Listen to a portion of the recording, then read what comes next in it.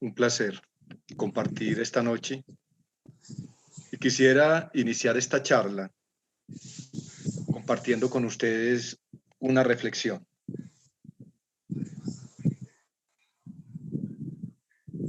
En un libro de Aylon, de José Ramón Aylon, ¿qué es la verdad? Aylon es un escritor español, filósofo, ensayista. Y en el texto ¿qué es la verdad? Hay un capítulo de la corrupción de la verdad. Y en él nos habla sobre los contenidos del pensamiento. En los contenidos del pensamiento, nosotros tenemos, primero que todo, que sentar un precedente. El conocimiento es voluntario.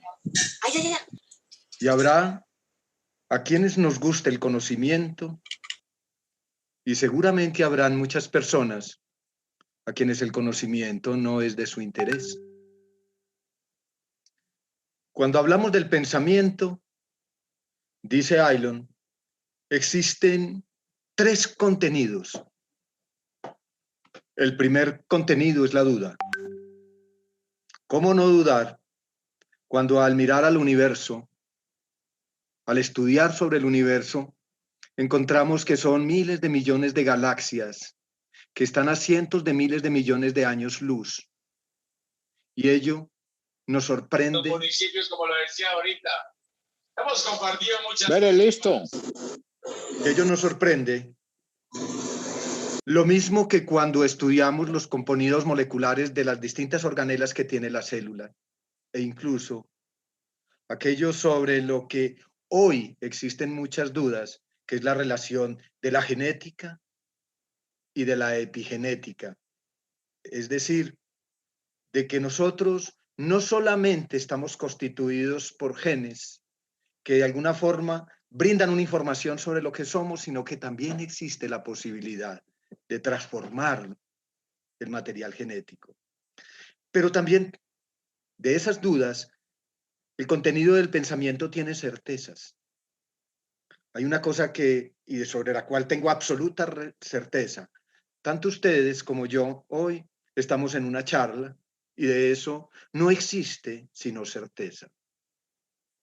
Además existen opiniones.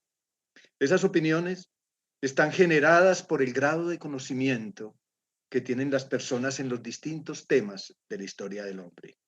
Por esa razón, insisto en la reflexión que siendo el conocimiento voluntario, todas las dudas, todas las certezas y opiniones hacen parte de un conversatorio en el que hoy vamos a procurar entregarles a ustedes muchas cosas de las que tenemos dudas, muchas otras sobre las que tenemos certeza, y no creo que haya aquí mucha opinión que sea personal.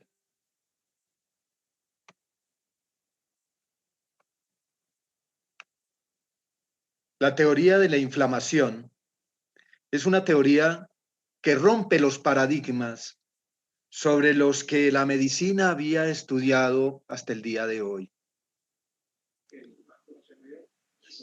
Hoy se sabe que la inflamación es una respuesta del sistema inmunológico a cualquier daño del organismo, que puede ser causado por una gran cantidad de agentes mecánicos, cuando tenemos un accidente, cuando hay un golpe, una fractura, cuando hay un trauma.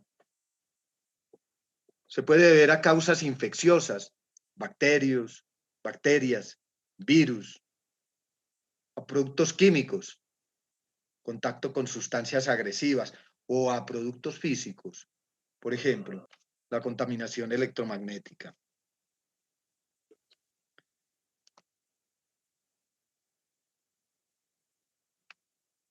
Hoy se ha podido comprobar y demostrar, y es una certeza, y muchos estudios lo respaldan, que toda la inflamación de nuestro sistema nervioso, la inflamación de nuestras neuronas, y tengamos presente, cuando hablo de neuronas, que no solamente me estoy refiriendo al cerebro, sino a todo el organismo. Hoy, muy especialmente, me voy a referir al segundo cerebro, es decir, a todo ese sistema que está en la parte digestiva de nuestro cuerpo y de nuestro funcionamiento, que tiene una relación directa con el cerebro que tenemos en la cabeza, pero que ha permitido que muchos investigadores y que muchas personas con mucho conocimiento afirmen que nosotros en nuestro estómago tenemos un segundo cerebro. Por esa razón, en la teoría de la inflamación se afirma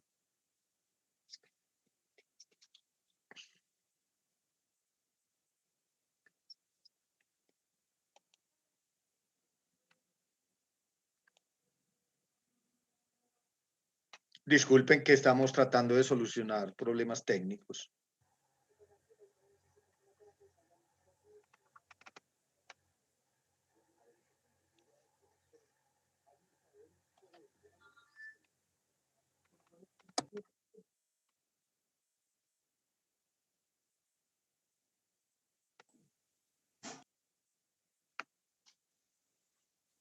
¿Me escuchan?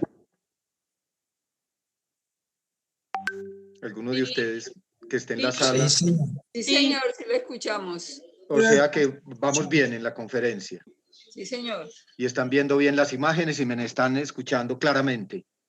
Sí, se escucha muy bien y se le ve muy bien. Sí, señor. Perfecto, gracias. Gracias. Entonces estaba diciendo que cuando nosotros hablamos del sistema nervioso, hay muchos estudios que respaldan que nuestro sistema nervioso se puede inflamar por trastornos depresivos y por estrés. Por eso pero si todo el mundo me está diciendo que sí, está correcta el tema. Dígale ahí, ¿en qué están viendo ella? Ustedes están viendo la imagen de teoría de la inflamación. No, pero no están pasando las diapositivas, está en la primera diapositiva. Ay, ¿cómo hacemos para que esto se deje de pausar? Está todavía en qué es la verdad. Doctora Marta, mire, pique encima de la imagen y váyase al teclado del computador que tiene el doctor. En el teclado hay una flecha que va hacia arriba, una flecha hacia abajo, una a la derecha y una a la izquierda. Mueva la que va hacia arriba o la que hacia abajo para que pueda mover, para saber que se va a cambiar la imagen. Ahí está moviéndose. No.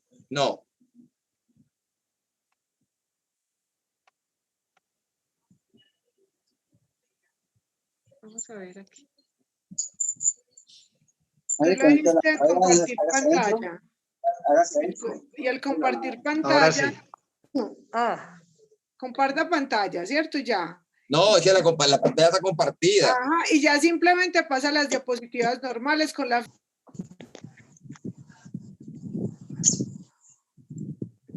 Ya, doctor, ahí está la imagen, teoría de la inflamación. Ya está ahí.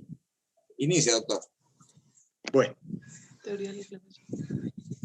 estábamos diciendo de que hay agentes causantes de la inflamación. Hay agentes causantes permanentes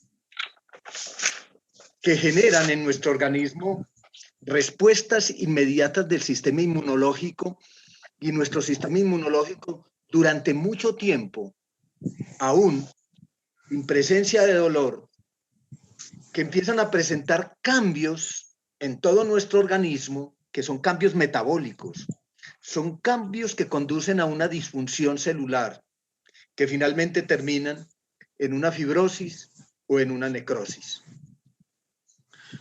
Por eso cuando nosotros aprendemos acerca de los agentes causantes permanentes, podemos ir desarrollando una información veraz que nos permita enfrentar procesos inflamativos.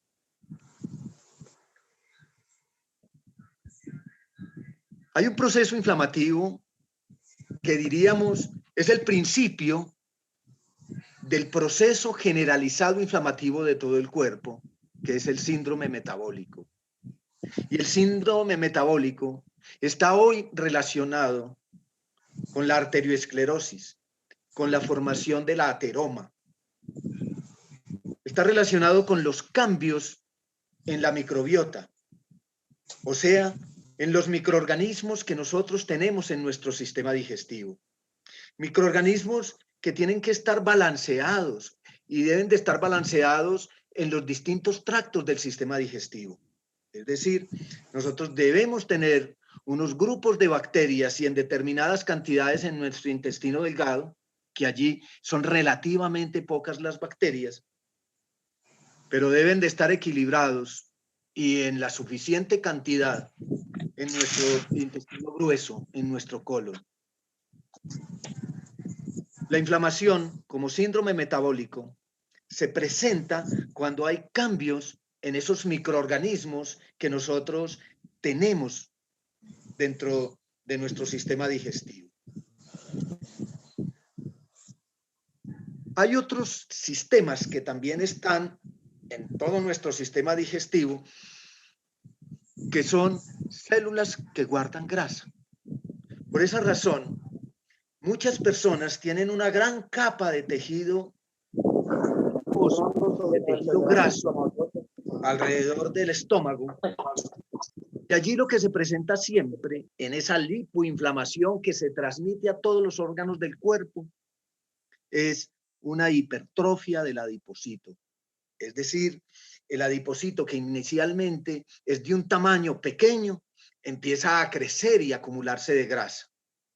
Y finalmente, todos estos procesos de inflamación en el síndrome metabólico conducen a una resistencia a la insulina.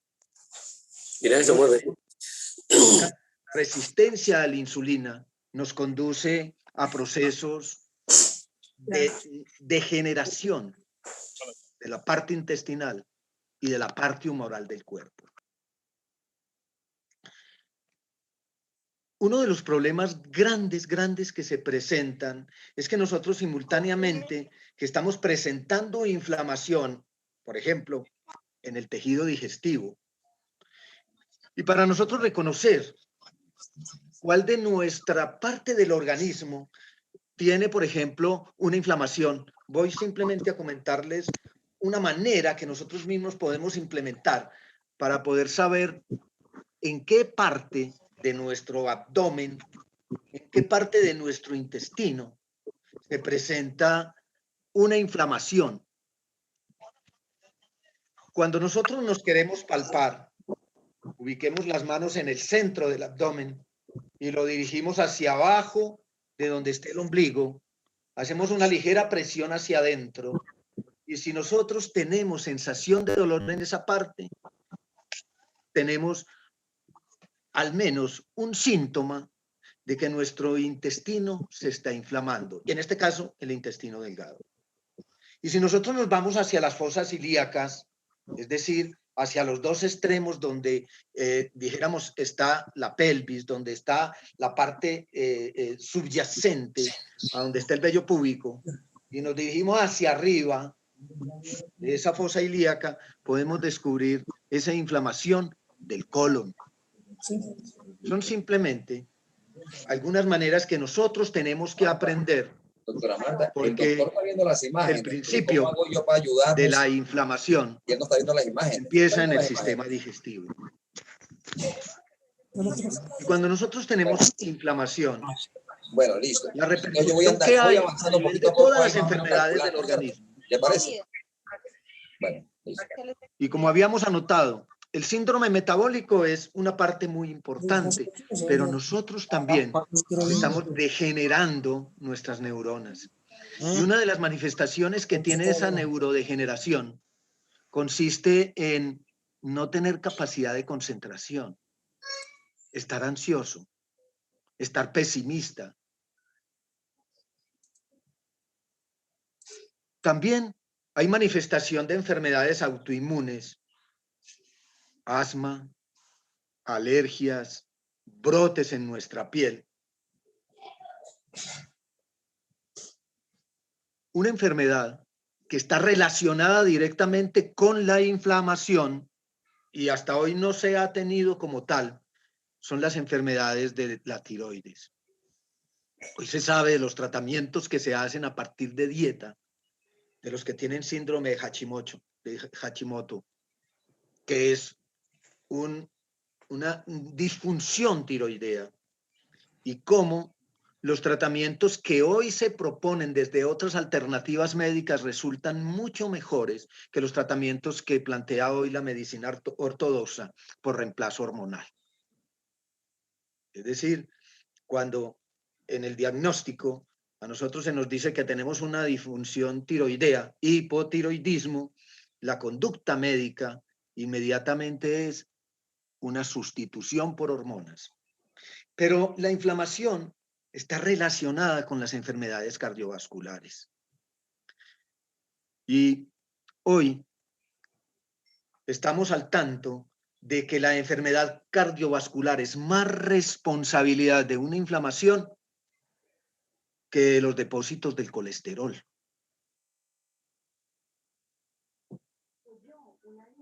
Una consecuencia a largo plazo de una inflamación crónica son las enfermedades reumáticas. E igual, se ha tenido mucha mejor ventura para la medicina cuando el tratamiento de las enfermedades reumáticas se da por la vía natural que por los procedimientos que hoy tiene la medicina clásica, la medicina oficial. El cáncer es producto de una inflamación crónica. Y reitero, el proceso inflamatorio podría entender que en primer término empieza en el sistema digestivo.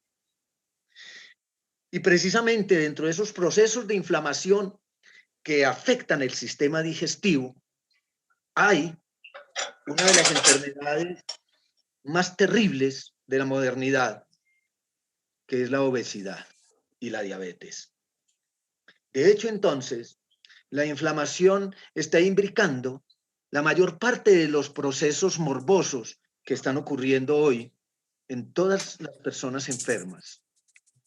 Por ejemplo, se ha estudiado que el síndrome premenstrual, que cursa con ansiedad, con dolor, con sueño, con mal genio, se debe más a problemas generados en la disbiosis por la presencia del Clostridium de la beta-glucocoronidasa. ¿Por qué? Porque el Clostridium, que es una bacteria que está en nuestro organismo y que es normal que esté en nuestro organismo, cuando ella crece desmesuradamente y produce el crecimiento de toda esa cantidad de bacterias, las beta-glucoronidasas, esas sustancias liberan los estrógenos. Y por eso el síndrome premenstrual puede estudiarse más en una disbiosis, en problemas que nosotros tenemos en nuestro colon, en nuestro sistema nervioso, en nuestro sistema digestivo. Además, que existen un sinnúmero de lo que llamamos los disruptores endocrinos. Disruptores endocrinos que están en muchos casos presentes en los medicamentos que a nosotros nos recomiendan para distintas enfermedades y aún para enfermedades premenstruales.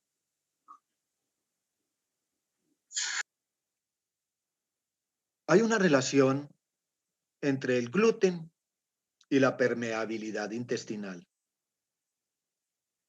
El gluten estimula la producción de una sustancia que se llama la sonulina. Y la sonulina modula la permeabilidad intestinal. Ella es la responsable de que los alimentos pasen selectivamente o pasen a la loca en el sistema digestivo. Se los quiero explicar. Cuando nosotros consumimos una determinada cantidad de alimentos, que ahora lo vamos a ver, esa estimulación del gluten, en este caso, que es lo que estamos estudiando, produce una sustancia que aumenta la permeabilidad del intestino, aumenta la capacidad que el intestino tiene de pasar sustancias desde el intestino a la sangre, aún sustancias tóxicas. Decíamos y lo exponíamos en la charla anterior los efectos de la contaminación electromagnética. Es decir, la contaminación que produce el celular, que produce el microondas, que produce el televisor, que produce la tecnología. Esa contaminación electromagnética obviamente que tiene grados. No va a ser lo mismo para una persona que tiene un celular, pero que lo tiene en la mesa, o aquella persona que acostumbra ponerse, especialmente las mujeres, ponérselo encima de su útero y esperar que las llamen. Cada que se active ese teléfono celular va a emitir ondas electromagnéticas que las llamamos contaminación electromagnética y que inciden directamente sobre el funcionamiento celular, no solamente del útero, sino de todo el cuerpo. Nosotros, y no necesito ser Mesmer para decir, nosotros funcionamos electrónicamente. Para nosotros regular todos esos desórdenes que a nosotros nos producen procesos inflamativos, requerimos de una alimentación que regule todos esos procesos. Entonces hay alimentación que es prebiótica. ¿Qué significa prebiótico? Cuando nosotros tenemos una gran cantidad de bacterias, de virus, de hongos, de mohos, de levaduras, nosotros necesitamos, digámoslo así, como si esas fueran unas vaquitas, alimentación reguladora, regalarles prebiótica, pasto. antiinflamatoria, nutritiva, equilibrada. Entonces, esa alimentación reguladora debe contener elementos prebióticos que le permitan a todas esas bacterias un alimento para que ellas crezcan equilibradamente. Debe ser antiinflamatoria y más adelante lo relacionamos nutritiva y equilibrada. Todo el proceso de los desequilibrios nutricionales y metabólicos son producidos por una inflamación crónica. Cuando decimos una inflamación crónica nos referimos a procesos inflamativos de años, donde durante meses, años e incluso decenas de años, nosotros hemos tenido una inflamación a la cual, por decir, digámoslo de esta manera, no le paramos bolas. Y todos esos desequilibrios nutricionales se conjugan a la postre en desequilibrios metabólicos, en enfermedades del sistema autoinmune. Y entonces muchas veces resulta que estamos siendo alérgicos a unos alimentos que antes no lo éramos. Y consumimos una determinada calidad de alimentos y esos alimentos inmediatamente nos hinchan el estómago, nos llenan de gases, nos llenan de dolores, nos llenan de cólico. En la charla pasada hablábamos de los agentes tóxicos. Cuando nosotros hemos estado prolongadamente expuestos a los agentes tóxicos, estamos generando dentro de nosotros un envenenamiento y por eso más adelante vamos a explicar de qué forma nosotros podemos defendernos. Esas inflamaciones persistentes y la obesidad, todo ligado a esa inflamación crónica producida, como decíamos anteriormente, por todos los factores. Es claro, esa inflamación, cuando hablamos de los síntomas, es un dolor crónico. Cuando nosotros hablamos de un dolor crónico, muchas veces nos referimos a que hay un dolor, no un dolor agudo que nos obliga a tomarnos un analgésico, de tomarnos cualquier sustancia que suspende el peristaltismo, natural o no natural. Pero a la postre lo que ese dolor crónico nos está diciendo es que tenemos gran cantidad de problemas inflamativos en nuestro cuerpo. La obesidad es un problema inflamativo. La diabetes es un problema inflamativo. Los problemas cardíacos y los problemas cardiovasculares son problemas. No, yo no me lo sé. En donde nos hemos encontrado en la dificultad de comprender por qué ha habido tanta insistencia en que el colesterol está relacionado con la arterioesclerosis, cuando en realidad toda la base para que nosotros tengamos arterioesclerosis, para que en nuestro cuerpo se desarrolle el ateroma y se calcifique el ateroma, no son responsabilidad del colesterol, son corresponsales de la inflamación. Hoy, con la utilización que se hace de ciertos medicamentos para la disminución del colesterol, estamos generando en medicina otro tipo de problemas, tal vez de mucha más difícil solución. Yo he puesto esta tabla donde se señalan los valores tanto del LDL como del HDL, y realmente esta tabla que hoy nos sirve de punto de referencia cuando tomamos o vemos un análisis de laboratorio que nos está diciendo cuánto colesterol tiene esta persona, partamos de afirmar lo siguiente: muchas personas requieren de muy buena cantidad de colesterol porque muchas personas requieren de gran producción de hormonas en razón de tipo genético, de tipo alimentario, de tipo de forma de vida, de calidad de vida. No, yo He traído esta diapositiva acerca de la inflamación, el colesterol y las estatinas, porque el dolor muscular, muchos problemas digestivos y confusión mental se pueden presentar, y hay que tenerlos presentes, cuando las personas están con dietas médicas de atorvastatina, fluvastatina, lovastatina, pitavastatina, lo que llamamos las estatinas. Por eso decía, muchas veces cuando nosotros queremos orientar a una persona en la disminución del colesterol pensando que él es el responsable de la arterioesclerosis, que él es el responsable de la presión arterial alta, estamos pasando por alto de que médicamente podría ser tratado todo este tema con una dieta sin recurrir a estos medicamentos que están produciendo ese tipo de molestias.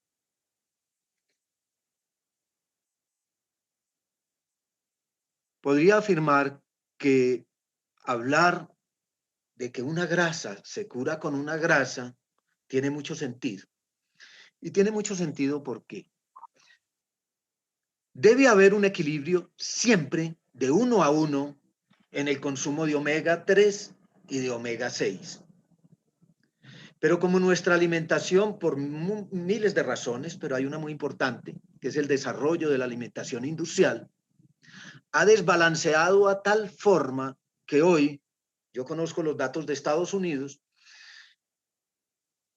el consumo de omega 6 es de 20 veces versus el consumo de omega 3 que es de 1. O sea, hay un desbalance entre el omega 6 y el omega 3 que está generando una grande cantidad de inconvenientes que tienen que ver con la inflamación. Vuelvo al síndrome metabólico. La inflamación siempre estará relacionada con la gordura, estará relacionada con la placa de grasa que nosotros tenemos alrededor del abdomen, en las manos, en las caderas, a la hipertrofia del adipocito. Una razón que hoy nos explica la inflamación crónica es el exceso de azúcar, el exceso de energía.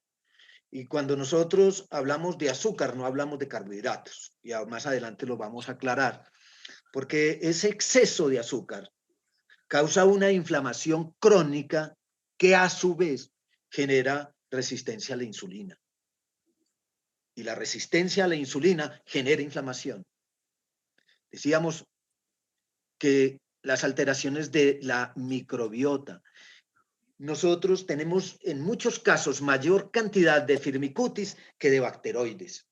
Y cuando eso se presenta, estos firmicutes lo que producen son gases, fermentos que permiten la proliferación de grupos de esos firmicutes que se desbalancean con los bacteroides y entonces nos generan una inflamación.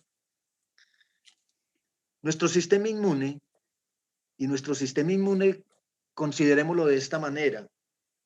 Cuando nosotros hablamos de neuroinflamación, estamos refiriéndonos a ese segundo cerebro.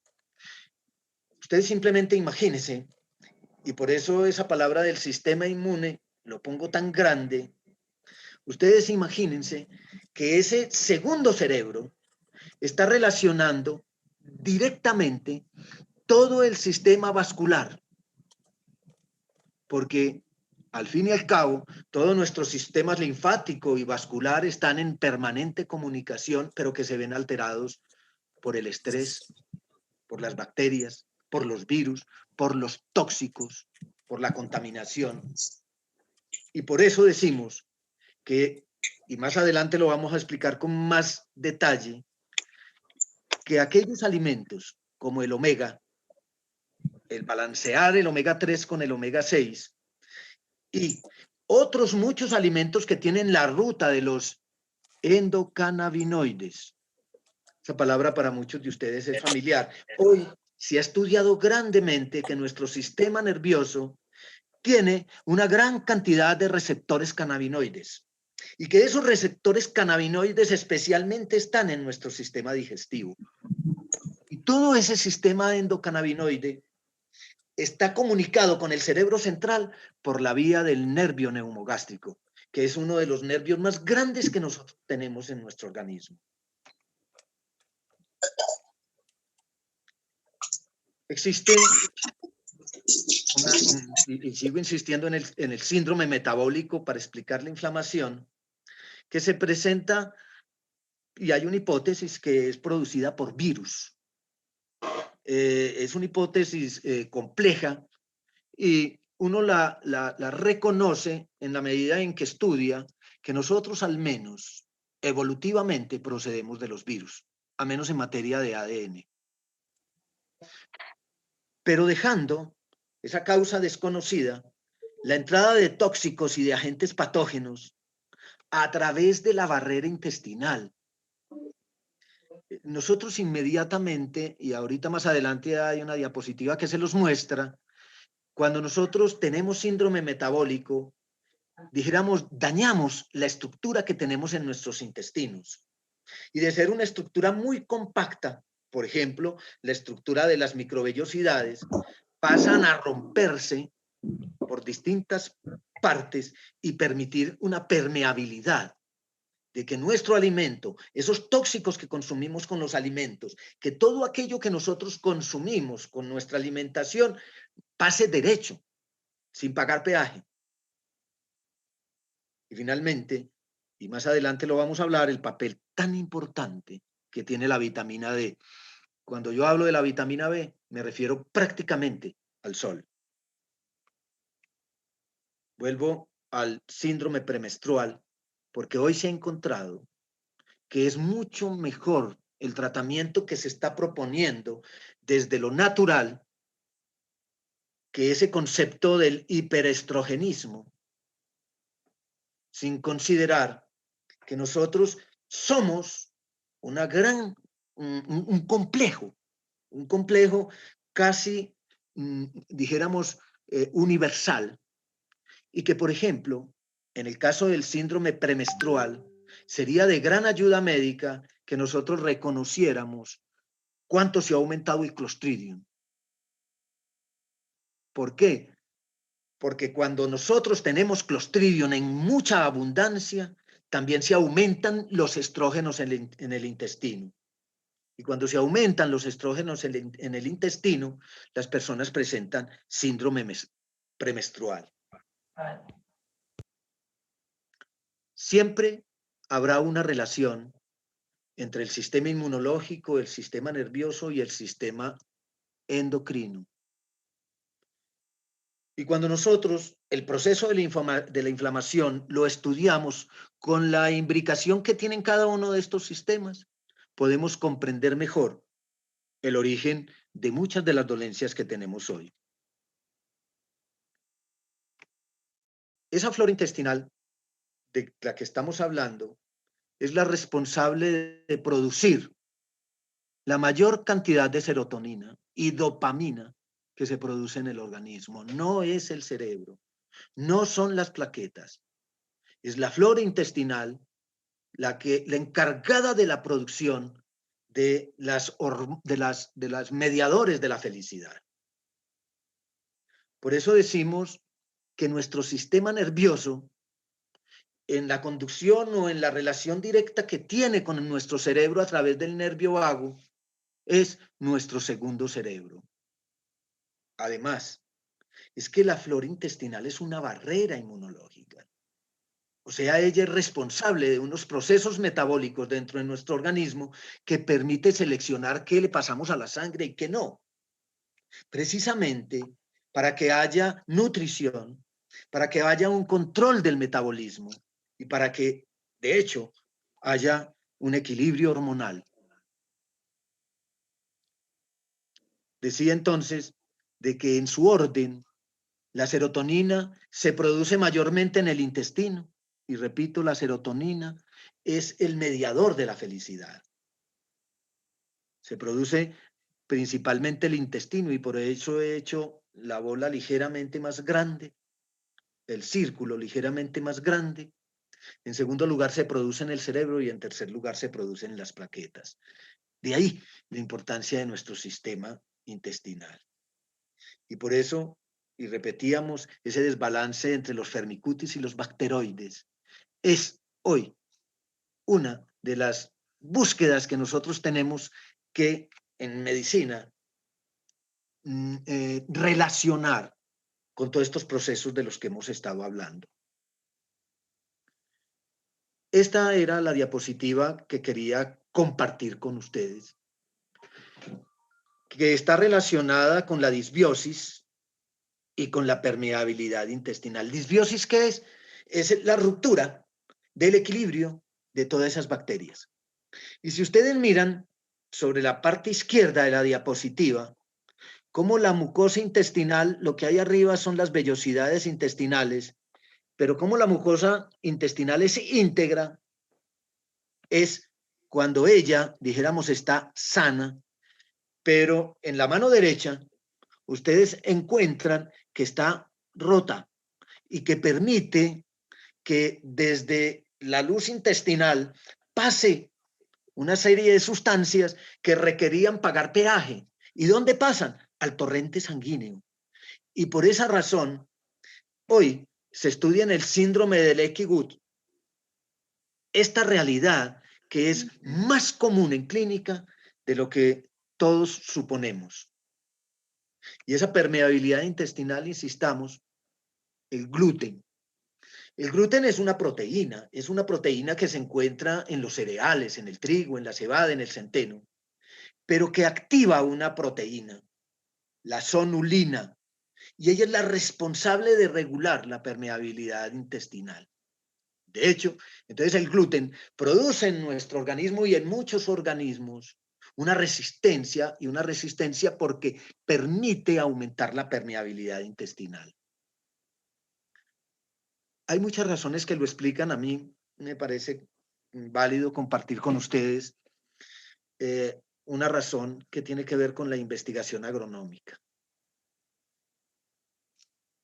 El trigo de los faraones, de donde proviene el trigo, era de 7 cromosomas. Y así, las distintas variedades que se fueron desarrollando hasta los años 60, en donde la investigación permitió que nosotros pudiésemos llegar al ADN y cambiar el contenido cromosómico, y nosotros hoy el trigo panificable lo tenemos como un trigo que tiene 42 cromosomas. Hasta hoy hemos afirmado que una especie la define la cantidad de cromosomas. Obviamente, que esas especies pueden presentar trisomías, duplicación cromosómica, etcétera, pero generalmente se presenta con inconvenientes. Yo quisiera presentarles simplemente el síndrome de Turner o de Klinefelter, que simplemente es que las personas, en vez de tener dos genes que le definen su sexo, tiene 3 o tiene 4. Y yo los invito para que ustedes miren en las enciclopedias o en Google, donde quieran, el síndrome de Turner y verá que ya empieza a parecerse muy poco a un ser humano, en el término que nosotros hoy lo consideramos, para pasar ya a ser una enfermedad muy deformante y de muy difícil tratamiento, de un imposible tratamiento. Yo les comparto esta diapositiva de la intolerancia al gluten, porque allí se resumen los síntomas que son señal de que usted tiene una intolerancia. Habría que insistir que nosotros no podemos hablar de gluten, sino de glútens, porque son varios los glútens. Pero generalmente la intolerancia se manifiesta con gases, con hinchazón, con estreñimiento, con sequedad en la piel, en los brazos, confusión mental, mantenerse cansado. Por ejemplo, la tiroiditis de Hashimoto, de la que hablábamos ahora, del síndrome de Hashimoto, la artritis reumatoidea, la colitis ulcerosa, el lupus, la psoriasis, la esclerodermia, la esclerosis múltiple. Todos esos son síntomas de una intolerancia al gluten, la enfermedad celíaca, dolor de cabeza, la fibromialgia. Todo esto son indicios. Esos indicios nos están señalando de que una intolerancia al gluten, y hay intolerancia a muchas otras cosas. Nosotros también somos intolerantes a los tóxicos, a los venenos, a los metales pesados. Pero en este caso... Que estaba con el gato y comiendo, o sea, el gato estaba ahí alrededor, pero la señora estaba comiendo de lado. Todos esos cambios de humor repentino, todos esos problemas de mantenerse ofuscado, gritón, etcétera, son o pueden ser síntomas de que estamos presentando una intolerancia a la panadería, a la comida chatarra, a la comida industrial, a la papita frita, etcétera. Las causas de la inflamación digestiva se han definido dentro del grupo de los alimentos como FODMAP, o sea, los alimentos que son fermentables, que tienen gran cantidad de oligosacáridos, de disacáridos, de monosacáridos, de aminosacáridos y polioles. Así es como se define la causa de la inflamación digestiva. Sobre todos estos alimentos que les estoy mencionando, el desbalance que se presente en el consumo de este tipo de alimentos es lo que nosotros consideramos que es causa de inflamación digestiva. Y esa causa de inflamación digestiva va a transformar completamente no solamente el sistema digestivo, sino también todo el sistema inmunológico, todo el sistema endocrino, todo el sistema antitóxico.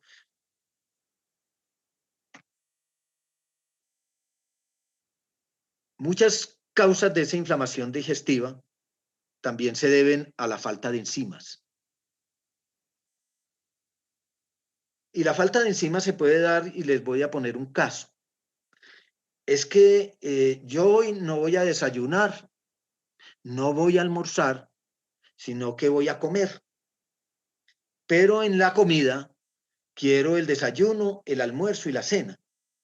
Entonces hay tal volumen de alimento que una proporción muy importante de ese alimento que yo estoy consumiendo no va a tener enzimas, porque el cuerpo no es capaz de producir las enzimas cuando nosotros estamos comiendo en exceso. O aquellas personas que están estresadas, que se alimentan estando estresadas. Casi que están peleando con la comida.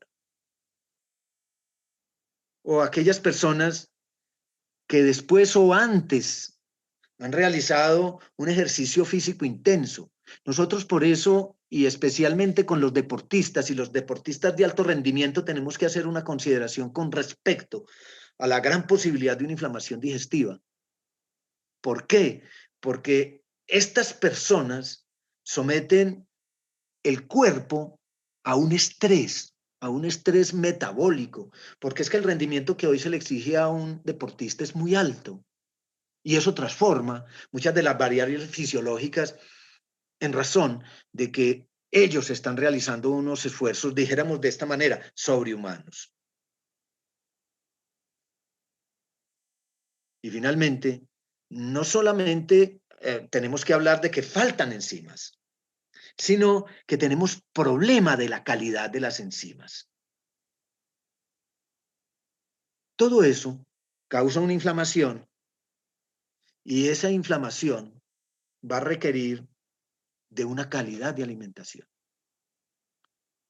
Y entremos en materia. He puesto unas manzanas y unos limones simplemente para relacionar lo siguiente. Cuando ustedes abren una manzana y la dejan al aire, muy seguramente después de una hora, ustedes van a encontrar que la manzana está amarillosa, casi negra. Pero en el otro lado, nosotros abrimos un limón y nosotros vemos de que el limón no se oxida. ¿Eso qué quiere decir? Análogamente, estoy simplemente poniéndoles un ejemplo de cómo debe ser la alimentación cuando se presentan todos estos problemas de disfunción intestinal. Nosotros en la manzana estamos representando la oxidación y en el limón los antioxidantes. Entonces nosotros nos tenemos que preguntar, si yo en un momento dado de estar enfermo de mi sistema digestivo, de mi sistema endocrino, de mi sistema circulatorio, de mi sistema cardiovascular, por la inflamación, prefiero tener una alimentación que oxide o una alimentación antioxidante. ¿Qué alimentos son inflamatorios? Todos los azúcares refinados. Y todos los azúcares refinados, y ustedes pueden estudiarlo bien, son la base de la alimentación industrial. Si yo les dijera que prácticamente el 90% de la alimentación industrial es maíz, son derivados del maíz, son azúcares refinados, de todo tipo. Es que las sustancias químicas que se han sacado a partir del petróleo son similares a las sustancias químicas que se han sacado a partir de carbohidratos como el maíz. Son alimentos inflamatorios las harinas refinadas, lo que decíamos ahora, los panes blancos, pero también la grasa animal. Pero no necesariamente toda la grasa animal, porque dijéramos el salmón es un animal, pero el salmón produce una grasa beneficiosa. La mayoría de los aceites vegetales. La industria del azúcar o la industria de los carbohidratos y la industria de los aceites vegetales, es decir, de los aceites sacados de la palma, del girasol, etcétera, son responsables de esas inflamaciones por alimento que nosotros estamos teniendo en nuestro cuerpo y finalmente los aditivos sintéticos. Ahora, ¿qué alimentos son antiinflamatorios? Las verduras, el aceite de oliva y el aceite de sachainchi, los frutos secos, la cúrcuma, el jengibre, el psyllium, el yacón, la papaya, la piña, el vino.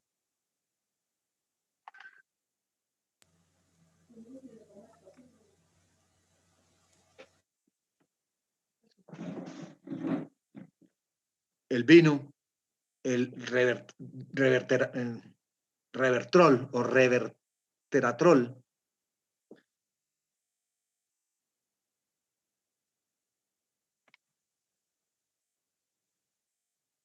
Por eso nosotros hemos continuado desarrollando dentro de los productos que tenemos en nuestra compañía alimentación reguladora.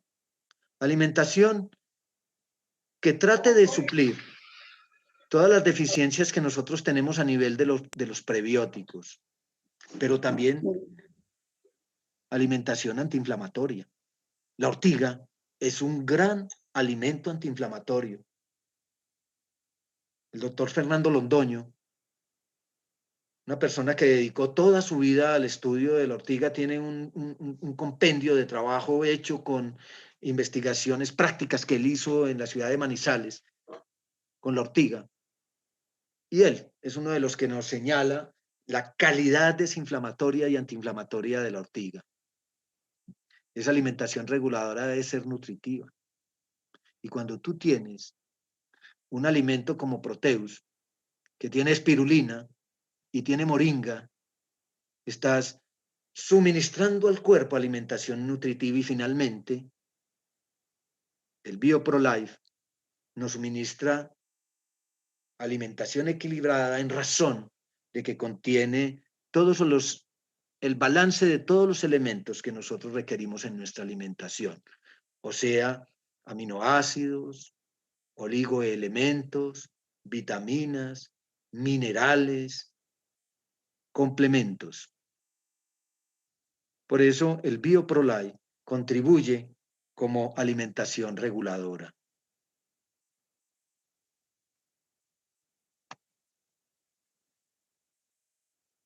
Esa alimentación prebiótica es rica en fibra.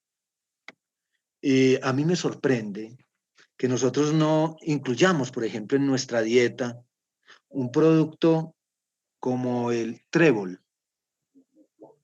El trébol es una de las plantas que tienen la mayor proporción de prebióticos en la naturaleza. Y como es alimentación reguladora, debe ser antiinflamatoria y debe ser antioxidante. Un producto como el aloe vera tiene tantas propiedades antiinflamatorias como las propiedades antioxidantes que le proporciona no solamente el aloe vera, sino el Ganoderma lucidum.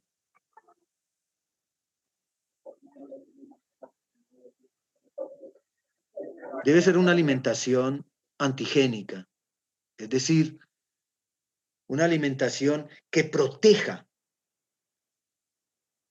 ¿Y proteja cómo? Limpiando nuestro organismo. Nosotros al aloe vera, y lo digo aunque posteriormente en una diapositiva lo quiero mostrar y lo repito, le hemos agregado una sustancia que se llama EDTA.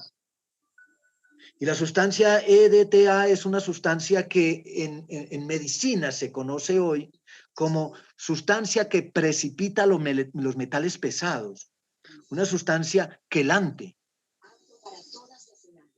Entonces el aloe vera se convierte en un recurso que nosotros tenemos que utilizar en razón de que estamos llenos de metales pesados.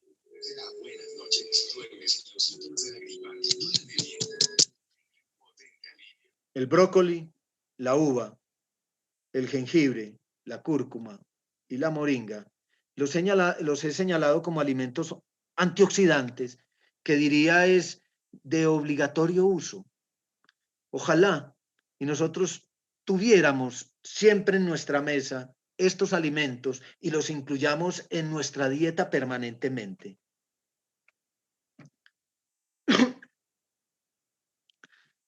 Nosotros hemos desarrollado estos productos que ustedes ven en pantalla, el diente de león, la zarzaparrilla, la milenrama, el aloe vera, el halogeno, etcétera, porque nosotros requerimos de una alimentación que nos desintoxique.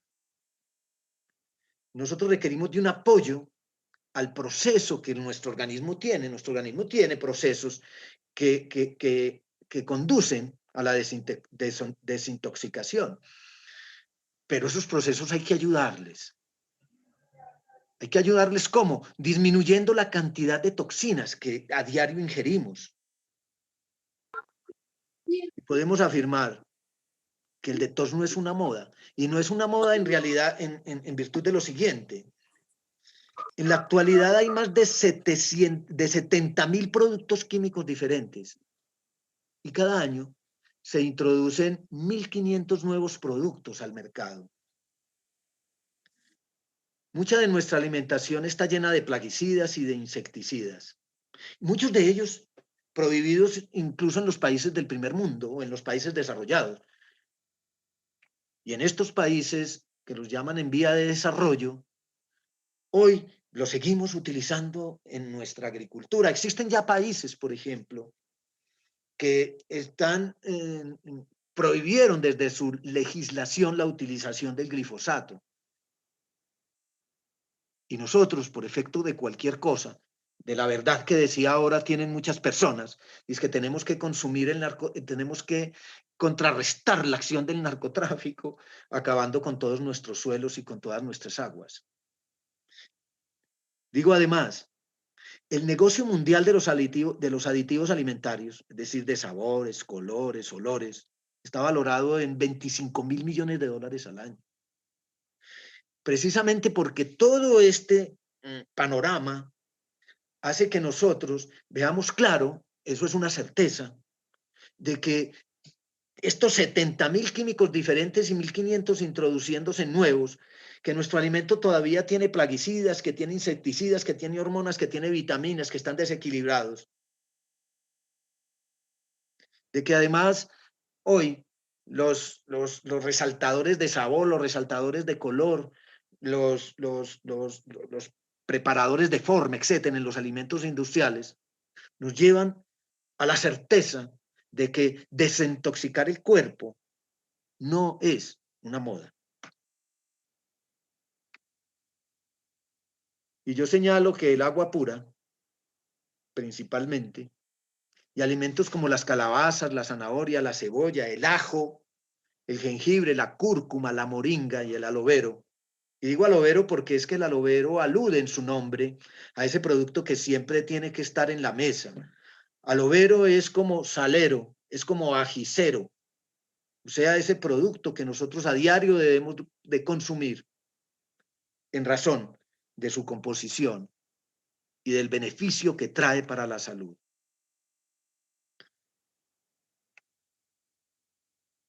En medicina hoy y en medicina ortomolecular y en medicina homotóxica, que básicamente estudia el cuerpo como una totalidad, he resaltado, y del sistema de Pissinger, esa relación que nosotros en la estructura general del cuerpo tenemos con el colágeno. Y mientras mayor proporción de colágeno nosotros tengamos en nuestra dieta, nosotros vamos a tener un sistema alimentario de mucha más calidad que si no lo incluyésemos. Yo he puesto el sistema básico de Pissinger porque ha sido él quien ha desarrollado una conceptualización mediante la cual el cuerpo es un todo. Hoy que tenía oportunidad de charlar un rato con con Antonio Melón, con Luis Antonio Melón, el de Sede Sana,